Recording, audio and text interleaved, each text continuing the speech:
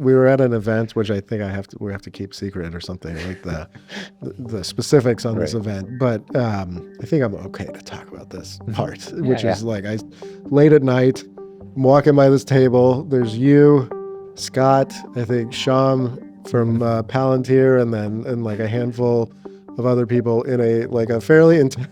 It looked intense to me. Maybe it's just not for you guys, but like a fairly intense poker game. So you guys, this is where you've applied your math and competitive skills now. Yeah, I mean, poker is a really fun game. And, I've talked about my life in terms of a series of obsessions. Poker was definitely one of these obsessions in the past. And I think the big revelation for me in poker was, it's so much more a mathematical game than a game of reading people and bluffing. And I think the more you learn about poker, the more you update in that direction, right? And I think that's, I used to be a terrible bluffer. And when you know it's mathematically correct to bluff, then it's so easy, right? It's like you don't feel any nervousness around it. Um, and yeah, it's just so interesting that you have a game that I think is perceived as so human, but the underlying mechanics and how to win are so deeply mathematical. And yeah, I kind of thought about this the other day where, there's something about that in language modeling too, right? You have this deeply human process of generating language, but there's this mathematical machine that can really do it as well as we can. I think about that part Yeah. all the time Yeah. as a writer, and then I did all this philosophy back in college with Wittgenstein and all these guys Yeah. thinking Yeah. about these things. Yeah. Well, how do you find like an edge? If you and Scott both strike me as like supernaturally good at math, I don't understand how one of you is out calculating the other person. Well, no, I mean, it is mostly a forum for us to just kind of just hang out and catch up with each Okay. other. And today we don't take it as serious. I think there is an element to taking something like poker very seriously that takes the fun out of it. And so my obsession with poker, I think, has ended more than a decade ago. Okay. But now it's just fun. You're just saying this because I saw Scott win both days, I think. You might be right about that. He was taking it quite seriously. And so like coming out of college, I mean, you had in some sense, Oh, I beat him on the plane though. you beat him on the plane ride home? Yes. Okay. All right. So was it just you versus him, or it was like a group thing again? And maybe 3 or 4 people. Okay. Yeah. I feel like there's three. I don't think I'm overgeneralizing too far, especially among like if you cut back to the 2018 Right.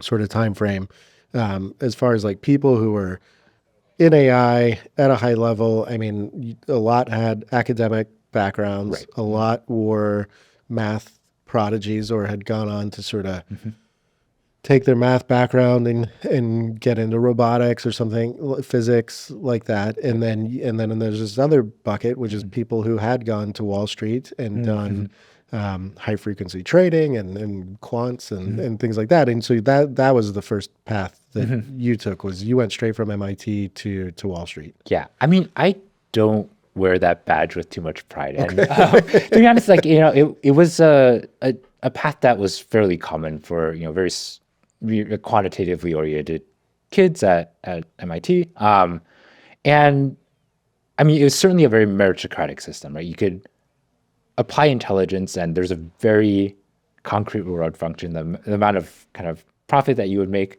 But I think culturally it was hard for me. It was a place where when you discover something, your first instinct is to just keep it away from as many people as possible because your knowledge is what gives you your worth. And so it felt like you would have out of this an outgrowth of just even internally at a company, like these competitive dynamics and people weren't very trusting of each other.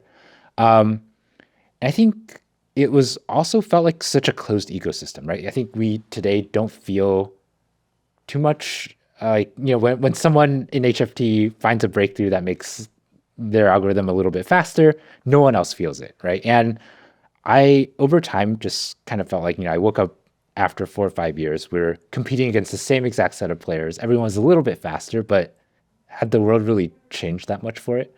And it felt like time to do something else, right? It just a bunch of things lined up back then. There's the AlphaGo match, which I think was a huge inspiration for a lot of people at OpenAI. And Did you play Go? I did not, No, but okay. I think the sense in which the model was able to do something creative, I really wanted to understand what was going on behind that. So you're watching that happen, and had you been at all reading AI research papers and things like that, To be or honest, no. no? And then I saw that event. It was really inspiring, and that's when I started doing my deep dives into AI. So Okay. one of my goals after seeing that was reproduce the DQN results. This is a network that was able to play a lot of Atari games effectively at a superhuman level, and going from there, that's how I got my start into AI. And you were doing that like on the side as Yeah, yeah, so yeah. you just work all day and then go back and try to. Yeah, yeah, yeah, Yeah. yeah. Okay. I Absolutely. mean, it is weird. I remember I was interviewing George Hotz, like it might have been roughly 2018, maybe a little before that, and he'd just done this thing, building a self-driving car on his own Right. in his garage. And then, I mean, it's George. So he says large statements sometimes that Yeah. may or may not be like exact or spot on or apply to other people. But he's like, AI is still so young. You can basically learn the whole field if you read, I don't know what the number was, 10, 20, 30 Yeah, yeah. research papers. I mean, it is fascinating to me that it's like old in many ways, stretching back decades, but this No, particular moment. it's very shallow. Yeah. I always give this advice to people who are intimidated by getting into AI. It's so shallow. Like just spend 3 to 6 months picking some project, like maybe reproduce DQN, and you can get to the frontier very quickly. The last couple years has added a little bit of depth, but it's not anything like theoretical math or physics. Do you think, is this a field where, I asked Jakob this the other Yeah. day. I don't know why I'm obsessed with this, but like in mathematics, you see people tend to do their best work in their 20s or to have the big breakthrough, and then it's very hard as they get older to like have that same kind of moment. Like what you're saying, are we dependent on young people reading these papers and then having some insight, or is this something where it's more you keep going throughout your whole career? I mean, I think you can keep going. I mean, OpenAI itself does have a pretty young culture, but I don't think you need to be young to do good research. I think there is something about being young and having less priors about this is the way it's done. I think over time you may develop your own vision, which is a good thing, right? But it also locks you into a frame of mind of like, this is how research is done. This is how good results come out. And I think younger researchers tend to have a little bit more plasticity around that concept. Yeah.